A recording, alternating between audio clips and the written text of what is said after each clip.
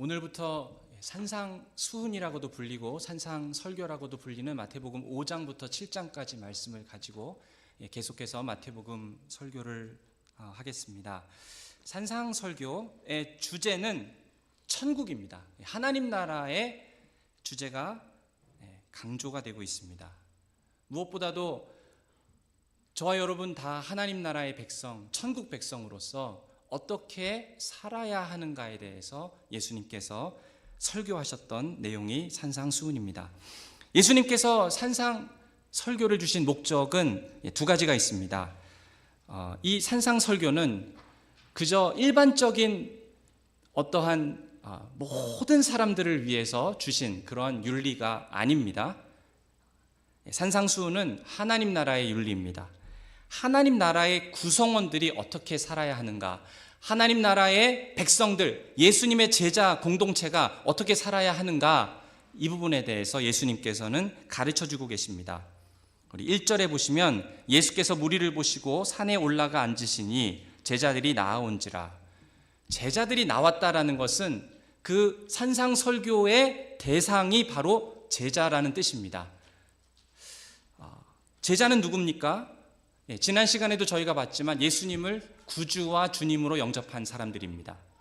예수님을 따르고 예수님을 닮고자 하는 그러한 마음의 소원이 있는 자들입니다. 예수님의 제자 중에 도마가 있었습니다. 의심 많은 도마, 저희들이 잘 알고 있는데 부활하여 나타나신 그 예수님을 보고 뭐라고 고백했습니까? 나의 주시요 나의 하나님이십니다. 예수님을 나의 주로 고백하는 신앙은 예수님을 나의 하나님으로 믿는 신앙입니다.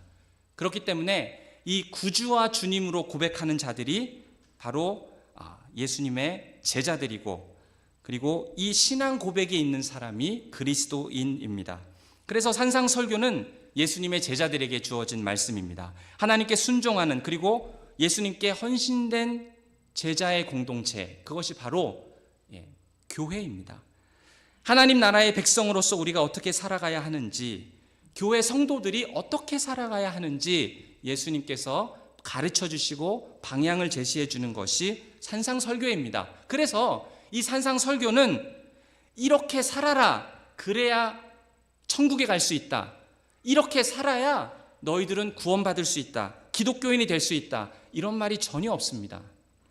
이걸 마치 조건부로 이런 예수님의 명령과 가르침을 지켜야 그래야 너희가 천국에 갈 수 있다, 이런 말씀이 아니라는 것입니다. 쉽게 말해서 산상설교는 기독교인이라면 이렇게 살아야 된다, 이 말씀입니다. 제가 설교 초반부에 이것을 강조해서 말씀드리고 싶습니다.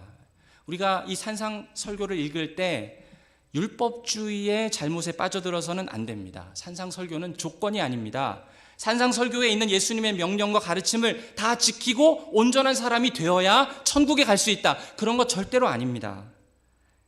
이것이 유대인들이 범했던 실수였습니다. 율법주의 때문에.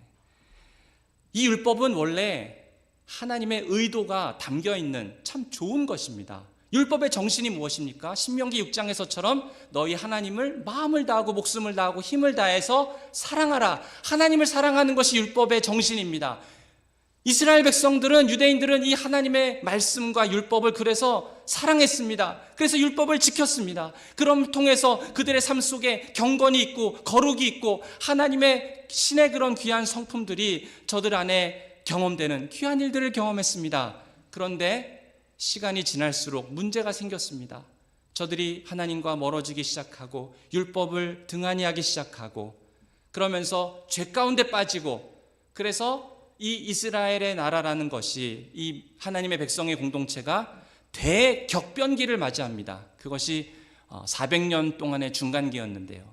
그때 아수르와 바벨론과 시리아와 로마, 이런 강대국들에 의해서 유대인들이 다 포로로 끌려가고 징계를 받습니다. 그러면서 이 대격변기라는 것이 유대인들의 생각을 휘젓기 시작하면서 마음의 율법에 대한 태도가 바뀌기 시작했습니다. 이 율법을 잘 지켜야 복받는다, 이 율법을 잘 지켜야 우리가 살아남는다, 이러면서 율법의 정신은 무시되기 시작하고 율법을 잘 지킴으로 말미암아 우리가 이 모든 어려움으로부터 벗어나고 하나님께로부터 복을 받게 되는 이 율법이 어느 순간부터 변질되기 시작해서 조건이 되어버린 것입니다.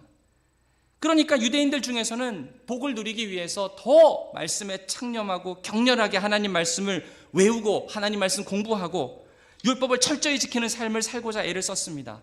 겉으로 볼 때는 그렇죠. 그렇게 틀려 보이지 않고 틀린 태도가 아닌 것 같습니다. 그런데 그러면서 이 유대인들 중에 아주 무서운 현상이 나타나기 시작합니다. 그게 바로 바리새인들의 율법주의가 여기서 등장을 했다라는 것이죠. 이 율법주의가 무엇입니까? 이 말씀을 지켜야만이, 이 말씀대로 살아야 내가 구원을 얻고 천국에 갈 수 있다. 내가 이 말씀대로 살아야 그 대가로 하나님께로부터 복도 얻는다. 이것이 율법주의입니다. 그러니까 율법이 뭐가 된 것입니까? 조건이 된 것이에요. 조건. 율법을 잘 지켜야 대가로 복을 주시고, 율법을 잘 지켜야 그 대가로 하나님이 나를 구원해 주시고, 율법을 잘 지켜야 하나님께서 나를 이 고통에서 건져내 주시고, 이런 율법에 대한 이해가 예수님께서 이 산상수훈을 가르치던 그 당시 유대사회 안에 팽배해 있던 사상입니다. 그래서 우리가 산상 설교를 읽을 때 주의해야 할 것은 이것을 율법주의적으로 읽어서는 안 됩니다. 예수님께서 산상 설교를 통해서 율법을 가르쳐 주실 때 그 말씀을 다 지켜야 천국에 갈 수 있다, 그 말이 아닙니다. 그게 산상 설교를 주신 목적이 아닙니다. 그와는 반대이죠. 예수님께서 이 설교를 주신 목적은 너희가 그리스도인이라면, 너희가 하나님 나라의 백성이라면 이렇게 살아라 라고 하나님께서 그리스도를 통해서 가르쳐 주신 것입니다. 분부해 주신 것입니다. 이 모든 명령을 가르쳐 지켜 행하라. 예수님이 마지막으로 그 지상 명령 때 말씀하셨죠. 가르쳐 지켜 행하는 것. 예수님의 분부를 그렇게 지키라고, 그렇게 삶의 방향을 제시해 주신 것입니다. 그리고 그렇게 살 수 있다라고 격려해 주시는 것이죠. 기독교인들이, 모든 그리스도의 제자들이 산상수훈에서 말씀하고 있는 예수님의 가르친 대로 실제로 우리가 그렇게 살 수 있다라는 것을 우리에게 가르쳐 주십니다. 그때 우리가 생각해야 될 것이 무엇입니까? 그리스도의 십자가입니다. 우리를 그렇게 살 수 있게 하기 위해서 예수 그리스도께서 십자가에서 죽으신 것입니다. 사도 바울도 같은 얘기를 합니다. 디도서 2장 14절에 이렇게 말씀합니다. 그가 우리를 대신하여 자신을 주심은 모든 율법에서 우리를 속량하시고 우리를 깨끗하게 하사 선한 일을 열심히 하는 자기 백성이 되게 하려 하심이라. 무슨 뜻입니까? 우리가 산상 설교를 통해서 예수님의 가르침을 배운 대로 그렇게 믿는 자로서 살아가라라는 뜻입니다. 그렇게 살아가도록 우리를 가르치고 계십니다. 사랑하는 여러분, 이 산상 설교에서 예수님께서 가르쳐 주신 그 삶은 우리와 동떨어진 것이 아니라 그리스도인이라면 살아갈 수 있는 삶이라고 그렇게 예수님께서는 말씀하셨고, 그것을 위해서 예수님께서는 십자가에서 죽으셨습니다. 그 예수님의 말씀을 신뢰하시기 바랍니다. 그 말씀을 따라서 살 때에 우리의 삶 속에 우리가 세상이 줄 수 없는 많은 평강과 복들을 누리게 됩니다. 그 예수님을 닮아가는 귀한 복들을 우리가 누리게 되는 것이죠. 그것을 소원하십니까? 여러분, 제가 전에 말씀드렸죠. 설교를 듣지만 마시고 공초에 마태복음 말씀 쓰라 그랬죠. 잘 하고 계십니까? 말씀을 내 마음 가운데 두고 그 말씀을 붙잡고 내가 범죄치 아니하려 하여 주의 말씀을, 주의 법을 내 마음에 두었나이다. 결국에는 말씀이 우리 가운데 살아서 역사하는 것, 그것을 위해서 누가 죽으셨습니까? 예수님이 죽으셨습니다. 산상설교 말씀을 읽고 공부하다가 우리 마음속에 더 예수님을 닮고 싶어지고, 정말 이것이 사라지는구나 라는 귀한 은혜와 복들을 다 경험하게 되시는 그런 저와 여러분 되시기를 축원드립니다. 둘째로, 이 산상설교를 주신 목적은 예수님의 이 설교 말씀을 듣다 보면은 우리 마음속에 이런 생각이 들게 됩니다. 아, 나에게 거듭남이 필요하구나. 그 말씀을 듣다 보면, 아, 내가 정말 구원받았나? 나 진짜 구원받은 거 맞나? 나에게 성령 하나님께서 내 마음속에서 이 내적인 사역을 성령께서 하셔야 되는구나. 그것이 나에게 필요하구나. 이런 사실을 깨닫게 됩니다. 산상설교를 읽다 보면은 우리가 바닥에 꿇어 앉게 됩니다. 산상설교는 내가 철저히 무력하다는 것을 보여줍니다. 거듭나는 것이 아니면 나는 파멸이구나, 이러한 것들을 깨닫게 됩니다. 우리는 예수님의 설교를 듣고 그것을 통해서 내 자신을 비춰보는 것이죠. 그래서 산상설교는 나에게 궁극적으로 나에게 영생이 필요하구나, 나에게 거듭남이 필요하구나, 내 마음속에 성령께서 은혜롭게 역사하시는, 내주하시는 성령의 역사가 필요하구나, 이런 것들을 내 마음속에 생각나게 만듭니다. 나 진짜 구원받았나? 나 이래도 천국 갈 수 있나? 믿는 사람이라 할지라도요, 늘 우리는 이 복음을 들어야 됩니다. 이 은혜를 때를 따라서 경험해야 됩니다. 찬송가 205장 주 예수 크신 사랑, 우리 찬송가 다 아시죠? 주 예수 나를 위해 이 세상 오셔서 날 구속하신 은혜 말하여 주시오. 나 같은 사람 위에 주 보혈 흘렸네. 이 복스러운 말씀 또 들려주시오. 나 항상 듣던 말씀, 나 항상 듣던 말씀, 주 예수 크신 사랑 또 들려주시오. 그 복음의 메시지, 예수님의 사랑을 우리가 계속 들어야 되는 것입니다.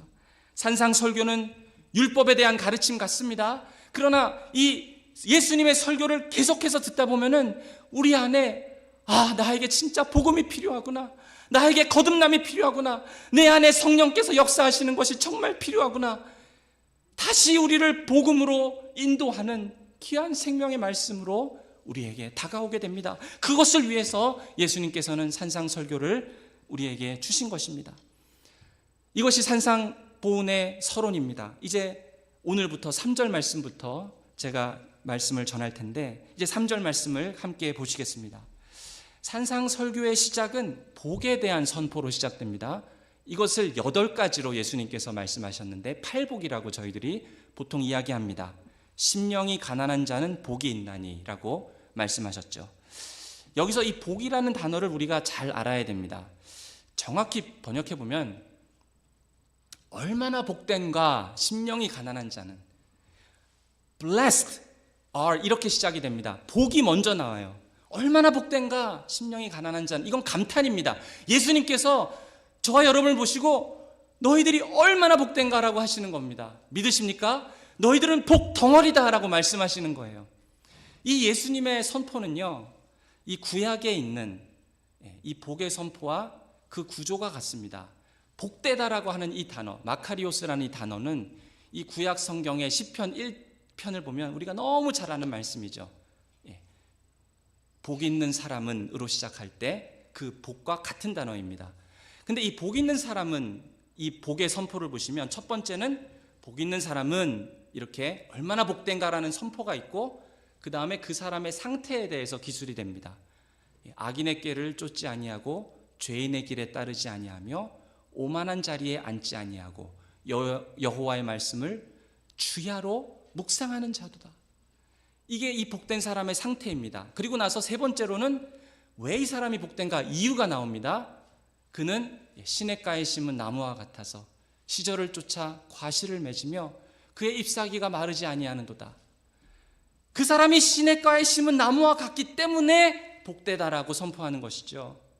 선포와 복된 사람의 특징, 상태와 복의 이유에 대해서 왜 복된가. 그래서 시냇가에 심겨진 나무를 머릿속으로 떠올려 보십시오. 시절을 쫓아서 과실을 맺고 이파리가 청청하고 늘 물이 흐르기 때문에 그 진액이 마르질 않습니다.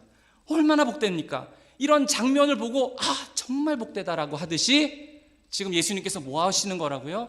저와 여러분을 향해서 너희들은 정말 복되다라고 말씀하시는 것입니다. 이 복이라는 단어의 뜻은 대단히 행복하다, 지극히 좋다. 이것은 우리를 보고 얼마나 너희가 행복한 사람인지 너희는 아는지 모르겠다라고 하시면서 감탄하시는 것입니다. 그런데 여기서 말하는 행복, 진짜 복인가요? 예수님께서 말하는 행복은 이 세상에서 말하는 행복과는 다릅니다. 세상에서 어떤 사람을 복된 사람이라고 말하고 있습니까? 세상에서 복은 부와 재물과 많은 지혜를 갖고 있어서 정말 풍요로운 것이죠. 근심과 염려가 없다 라면은 복되다라고 말을 합니다. 물질이 많은 사람, 지혜가 많은 사람, 정신적으로 그래서 감정적으로도 걱정도 없고 염려도 없고 그냥 모든 것이 풍성한 상태를 복되다라고 세상에서는 말을 합니다. 그런데 예수님께서 복되다라고 할 때 그걸 가만히 보시면 뭐라고 말씀하고 있습니까? 세상의 행복과는 너무 다른 얘기를 합니다. 심령이 가난한 자는 복되다. 애통하는 자는 복되다. 의에 줄이고 목마른 자는 복되다. 예수로 말미암아 핍박받는 자는 복되다. 이 세상이 말하는 복과는 예수님의 말씀하시는 복이 완전히 정반대입니다. 다릅니다. 무슨 마음이 애통한데 복돼. 무슨 핍박받는데 복되다 그래. 예수님께서 말하는 복은 정반대예요. 예수님 말씀하시는 복은 정말 하나님 나라의 백성들이 누리는 복입니다. 하나님 나라의 통치를 받는 사람들만이 경험할 수 있는 복입니다. 하나님께서 약속하신 구원의 기쁨을 경험한 사람들, 풍성한 영생의 풍성한 삶을 누리는 사람들이 마음속으로 경험하는 복입니다.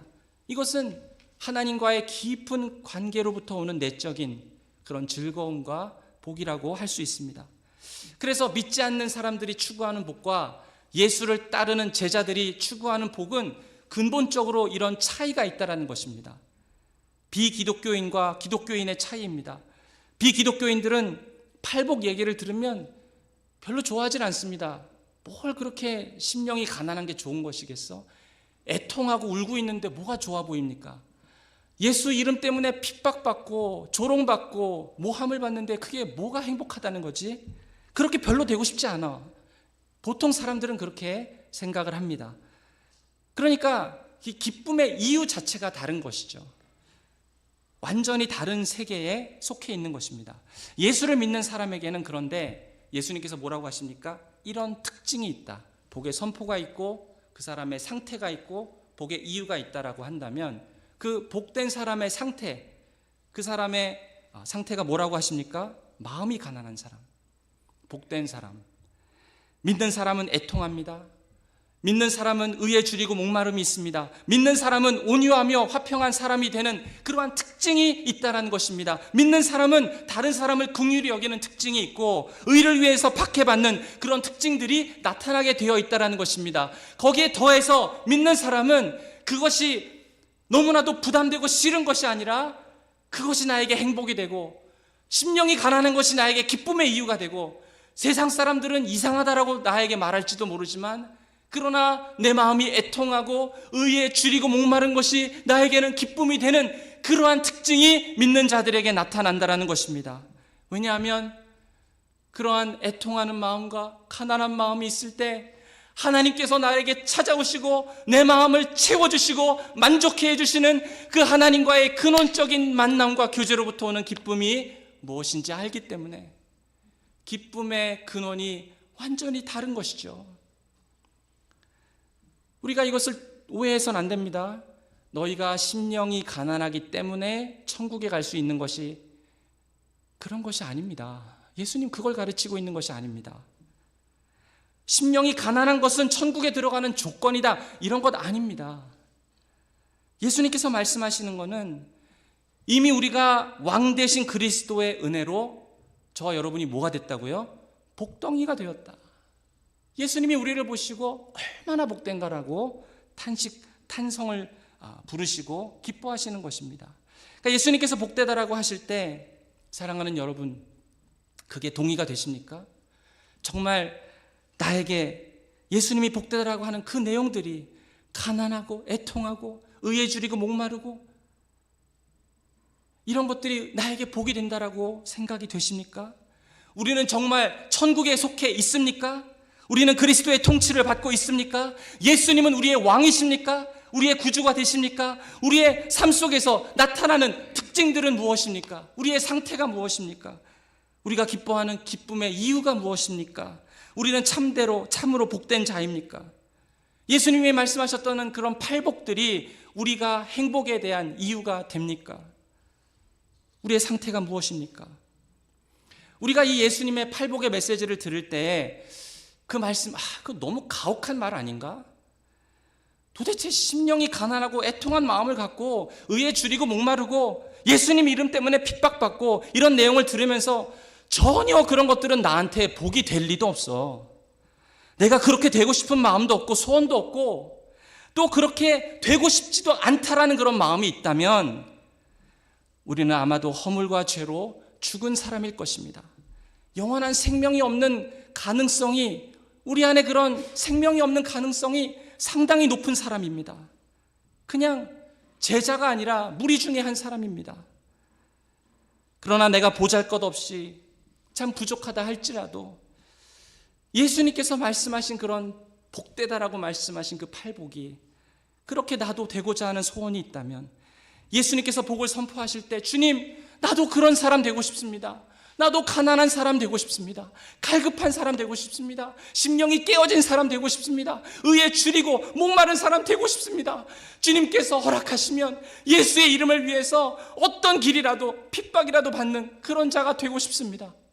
왜냐하면 그 가운데 하나님께서 나에게 주시고 채워주시는 평강과 세상이 우리에게 줄 수 없는 하나님의 기쁨, 천국 백성으로 누릴 수 있는 그런 주님과의 깊은 관계 속에서 오는 그런 기쁨들, 주님, 내가 그거를 누리고 싶습니다. 그게 내 소원이요 내 바라는 바라면 그것은 내 속에 생명이 있다라는 증거입니다. 나는 하나님의 자녀임에 틀림없습니다. 하나님께 속한 사람이요 예수 그리스도의 제자임에 틀림없다라는 것입니다. 그러면 도대체 이 심령이 가난하다는 것이 무엇입니까? 심령이 가난하다는 것은 천국 백성의 특징인데, 이 심령이 가난하다는 것은 그 사람의 영이 가난하다라는 뜻입니다. 가난이라는 이 단어의 뜻은 거지처럼 웅크러져 있다라는 뜻입니다. 웅크리고 비참하게 구걸하는 사람, 이게 가난이라는 뜻입니다. 너무 극심히 가난해서 다른 사람의 도움이 없이는 스스로 살아갈 수 없는 사람입니다. 살아남을 수도 없는 사람입니다. 심령이 가난하다는 말은 영적으로 거지와 같은 사람입니다. 심령이 가난하다라는 이 단어는 구약에서의 배경이 있습니다. 특별히 이사야 61장 1절에 보면은 주 여호와의 영이 내게 내려셨으니 이는 여호와께서 내게 기름을 부으사 가난한 자에게 아름다운 소식을 전하게 하려 하심이라. 나를 보내사 마음이 상한 자를 고치며 포로된 자에게 자유를, 갇힌 자에게 노임을 선포하며. 이사야는 여기서 가난이라는 것을 뭐라고 말하고 있습니까? 포로에 끌려간 사람입니다. 당시 이사야가 말했던 것은 바벨론이 쳐들어와서 유대 백성들을 다 포로로 끌어 데리고 갔습니다. 포로에 잡힌 사람의 마음이 어떻겠습니까? 경제적으로도 여유가 없습니다. 억눌리고 마음이 궁핍해집니다. 이 포로는 여행 간 사람이 아닙니다. 억지로 고향에서 추방된 사람입니다. 끌려간 사람이에요. 고향도 이렇습니다. 그렇게 사랑했던 성전도 다 파괴되었습니다. 예배조차도 드릴 수 없습니다. 드리고 싶어도 예배를 드릴 수가 없는 상태가 되었어요. 그리고 자기랑 끌려온 자기 동족들을 보니까 다 자기 같아요. 다 포로 신세입니다. 누구한테 도움을 요청할 수도 없습니다. 내가 여기 있다가 나중에 내 고향으로 누가 나를 데려가 주면 좋겠는데 그렇게 요청할 사람이 아무리 봐도 없다는 것입니다. 처절하게 깨닫는 것이죠. 정말 도와줄 사람이 아무도 없구나. 나에게 그런 능력도 없고 그럴 수 있는 자원도 없고 내를 도와줄 수 있는 사람도 없구나. 가난함이라는 것은 이런 의미로 쓰였습니다. 철저하게 내가 할 수 없음을 깨닫는 바로 그것이죠. 심리적으로, 육신적으로, 영적으로 바벨론에 끌려간 유대 백성들은 이렇게 느꼈습니다. 내 안에 어떤 자원도 없구나. 오직 하나님만이 나를 구원하실 수 있구나. 그 상태가 가난입니다.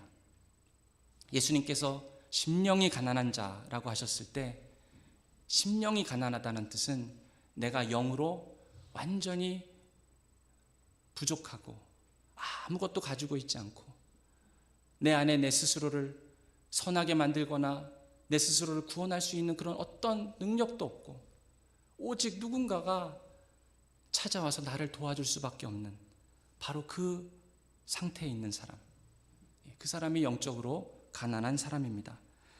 실제로 내 안에 혹시라도 여러분 중에 그래도 하나님이 나를 내가 이만큼 살았으면 내 안에 이 정도 뭐 좀 죄도 많이 지었지만 이 정도 선한 정도 있으면 하나님이 날 받아주시지 않을까? 만약 그렇게 생각한다면 하나님의 은혜가 정확하게 무엇인지 모르는 사람일 가능성이 상당히 높습니다. 세상 사람들은 자신감을 좋아합니다. 자기 확신을 좋아합니다. 어린아이들이 있는 부모님들은 디즈니 무비 많이 보시죠? 디즈니 영화사에서 만드는 메시지가 뭡니까? 거의 대부분 세상이 알지 못하는 너의 능력을 네가 깨달아라. 네 안에 그런 능력이 있다는 걸 왜 모르고 살았니? 이런 내용들이 거의 대부분 디즈니 무비, 요즘 거의 대부분 영화들의 메시지입니다. 너 자신을 표현하고 내 자신을 믿고 내 능력을 인식하고 다른 사람도 너가 그렇다는 것을 믿게 해봐. 그래야 너가 복된 사람이야, 이 세상에서. 대부분 사람들이 다 그렇게 생각하고 삽니다. 그러니까 세상 사람들이 볼 때는 심령이 가난한 것이 별로 매력이 없습니다. 아유, 뭘 저렇게 맨날 저렇게 울고 살아. 자기가 영적으로 가난하다고 깨닫고 하나님의 도우심이 없이는 나는 어디에도 나를 구할 수 있는 사람이 없다라고 우리가 말을 하잖아요. 그럼 세상 사람들이 그렇게 저렇게 연약하고 힘이 없고 찌질하니까 종교를 갖고 살지라고 생각합니다. 부족하니까 종교를 찾지. 예수님께서 심령이 가난하다는 것은 그런 의미가 아닙니다. 오해해서는 안 되는 것이 있습니다. 심령이 가난한 자는 마치 수줍고 부끄러움이 많고 불안하고 소심한 사람을 뜻하는 것이 아닙니다. 예수님의 제자들을 보십시오. 강인하고 자기 주장도 강하고 굳건한 사람들이었는데 동시에 저들은 심령이 가난한 사람들이었습니다. 또 어떤 사람들은 태어날 때부터 기질상 겸손한 사람이 있어요. 누가 가르쳐주지도 않고 시키지도 않았는데 태어날 때부터 착하고 겸손하고 마음이 부드러운 사람들이 있습니다. 그런데 예수님께서 그런 사람을 보고 심령이 가난하다라고 하시는 것 아닙니다. 또 어떤 사람은 내 마음이 어떻든 다른 사람에게 겸손하게 대해야지, 그러면서 막 자기 겸손을 자랑하고 다닙니다. 겸손하게 보이려고 말도 얼마나 겸손하게 하는지 몰라요. 예수님이 말씀하시는 심령의 가난함은 그런 것이 아닙니다. 성경에서 말하는 심령의 가난함은 하나님 앞에서 겸손한 사람입니다. 성경에 많은 예들이 있습니다. 모세를 저희들이 떠올려 볼 수 있습니다. 하나님께서 모세에게 이스라엘 백성들을 애굽에서 인도해서 가나안으로 이끌어 가라고 했을 때 그 책임을 맡은 모세의 마음은 하나님, 나는 이 중한 책임을 결코 감당할 수도 없는 그런 사람입니다. 제가 뭐라고요, 하나님? 그렇게 진심으로 생각하면서 하나님께 구했습니다. 자격이 없다고 깊이 느낀 사람이었죠. 다윗을 떠올려 볼 수 있습니다. 다윗도 이런 심령의 가난함이 있었습니다. 시편 40장 17절을 보면은 이렇게 고백합니다. 나는 가난하고 궁핍하오나 주께서 나를 생각하시오니 주는 나의 도우심이요 나를 건지시는 자시라. 나의 하나님이시여 지체하지 마소서. 지체하지 마소서. 나의 가난함과 내 무너진 마음과 깨어진 마음을 주여 지금 채워주시옵소서. 그런 절박함으로 나가는 마음이 다윗에게 있었습니다. 사도 베드로 같은 사람을 생각해 보십시오. 베드로는 태어나면서부터 다혈질이고요. 자기 확신이 강한 사람입니다. 나서는 것을 좋아하는 사람이었습니다. 자신감이 가득하고 자기 자신을 그냥 잘 믿는 전형적인 사람이 베드로였습니다. 그런데 베드로가 주님을 만났을 때 뭐라고 얘기합니까? 누가복음 5장 8절에 보니까 주여 나를 떠나소서 나는 죄인이로소이다. 주여 나를 떠나소서. 베드로의 타고난 기질은 변함이 없지만 그는 예수님 앞에서 가난한 마음을 가진 사람이었습니다. 무엇보다도 심령의 가난함은 우리가 누구에게서 볼 수 있습니까? 예수님에게서 볼 수 있습니다. 예수님은 하나님의 본체이십니다.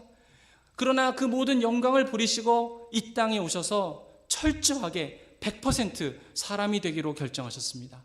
마치 한순간도 아버지 하나님의 도움이 없이는 살 수 없는 것처럼 그렇게 생각하시고 그렇게 기도하시고 그렇게 말씀하셨던 분이 예수님이십니다. 땅 위에 사시는 동안 이런 말씀을 하셨죠. 요한복음 5장에 보니까 내가 아무것도 스스로 할 수 없노라. 예수님조차도 그렇게 말씀하셨습니다. 내가 너희에게 이르는 말은 스스로 하는 것이 아니라 아버지께서 내 안에 계셔서 그의 일을 하시는 것이라. 자기가 말씀을 함에도 마치 하나님께서 모든 입의 말을 나에게 주셔서 본인은 그저 전달하는 것인 양, 그렇게 예수님 말씀하십니다. 예수님 마음이, 심령이 가난하셨기 때문에 늘 하나님께 기도하고 하나님의 도우심을 구하셨던 것입니다. 심령의 가난함을 예수님을 통해서 우린 볼 수 있습니다. 그래서 심령이 가난한 사람은 그 속에 자만심이 없습니다. 그 속에 교만이 없습니다. 자기 자신을 의존하려고 하는 그런 마음이 없습니다. 하나님 앞에서 나는 아무것도 아니고 내가 하나님 앞에서 인정받을 만한 그 어떤 것이라도 내가 스스로 생산해낼 수도 없고 내가 스스로 만들어낼 수도 없다라는 것을 자기가 잘 압니다. 하나님과 만날 때 내 자신이 얼마나 무능한지, 하나님 앞에서 내가 주장할 수 있는 내 자랑이나 힘이 없다라는 것을 이 마음이 가난한 사람은 잘 압니다. 그것이 심령이 가난하다라는 뜻이죠. 그래서 이런 마음으로 하나님의 자비만을 바라보고 하나님께서 부족하지만 내 믿음을 강하게 해달라고 부르짖는 그 마음이 있는 사람이 심령이 가난한 사람입니다. 마치 세례 요한처럼 주님은 흥하셔야 되고 나는 쇠해야 합니다.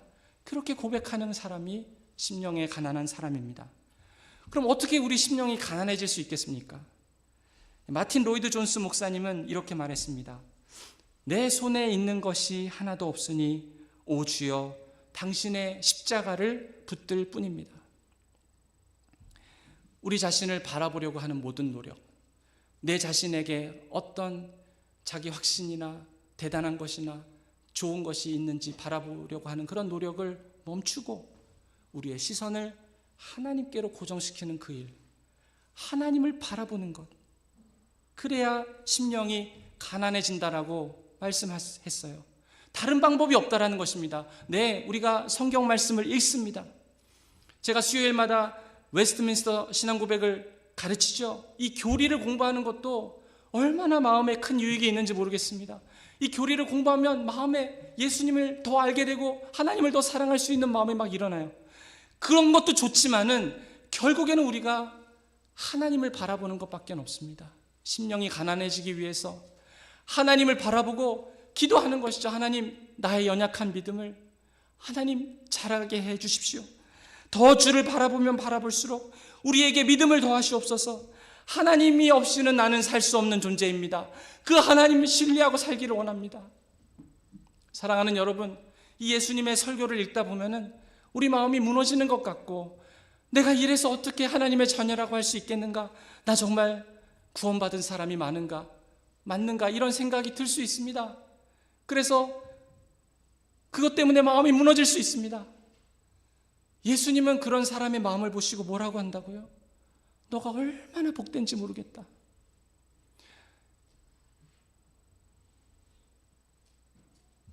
내가 지금 하나님 아버지 앞에서 설 수 있는지 없는지조차도 잘 몰라서 마음속에 고민하고 있는 그것이 하나님 보시기에 나쁘지 않다라는 것입니다. 하나님 보시기에 가난하여서 궁핍하여서 주님께 두 팔 벌리고 주여 저를 도와주시옵소서 하고 말하는 그 심령, 하나님께서 얼마나 너가 복된지 모르겠다라고 말씀하신다라는 것입니다. 순간순간 나에게 지혜가 없고 부족하여서 주님 어떻게 해야 되겠습니까? 지혜가 떠오르지 않을 때 기도 가운데 끙끙대고 하나님 아버지 앞에 부르시는 그 심령, 예수님 보시고 복되다라고 선포하십니다. 우리 안에 그것이 그냥 찌질하고 그러지 않았으면 좋겠고, 예수님이 팔복에 대해서 말씀하시고 애통해하는 사람, 의에 핍박받는 사람, 아이고 세상에, 그런 것으로 끝나는 것이 아니라 그것이 오히려 나에게 소망이 되고 기쁨이 되기 시작합니다. 왜 그렇습니까? 그런 가난한 마음으로 하나님께 나아갈 때 하나님께서 내 마음속에 사랑으로 채워주시고 평강으로 채워주시고, 내가 알 수도 없는, 세상에서는 받지도 못했던, 경험할 수도 없었던 하나님의 놀라운 사랑과 인정과 평강과 하늘로부터 오는 신령한 복들이 내 마음속에 채워지는 것을 경험하면서, 아, 이게 정말 기쁨이구나. 하나님이 나에게 주시는 기쁨이구나. 심령이 가난할 때 이런 기쁨을 주시는구나. 하나님과의 깊은 관계 속에서 오는 복이 이런 것이구나. 그래서 더 애통하기를 원하고, 그래서 더 가난해지기를 원하고, 그래서 더 예수님 따라가기를 원하는 그 마음, 그 기쁨, 여러분 아시기를 바랍니다. 죽는 날까지 하나님을 내 마음속에 모시고 사는 그 기쁨, 여러분 아십니까? 진심으로 그 하나님께서 주시는 그 기쁨을 경험하시는 귀한 은혜와 복이 있으시기를 바랍니다. 사랑하는 여러분, 그런 가난한 심령으로 나갈 때 하나님께서 채워주십니다. 회복시키는 하나님의 능력을 경험합니다. 하나님과의 교제가 열립니다. 천국이 나에게 다가오기 시작합니다. 여러분, 그러한 은혜와 복을 누리시는 귀한 은혜와 복이 있으시기를 간절히 축원드립니다. 사랑하는 여러분, 그런 여러분을 보시면서 우리 주님은 말할 수 없이 기뻐하시며 여러분을 잠잠히 사랑하시며 마치 시냇가 옆에 열매 맺고 잎이 청청한 나무를 바라보면서 복되다라고 말했던 그 시인의 고백처럼 여러분을 보시고 너희는 복덩이구나, 그런 복을 너희가 받았구나, 이제 천국 백성이 되었구나, 내 사랑하는 자녀들아 라고 말씀하시고 복 주시는 그 예수님을 다 경험하시는 귀하고 복된 은혜 있으시기를 축원드립니다. 우리 시간 같이 기도하겠습니다.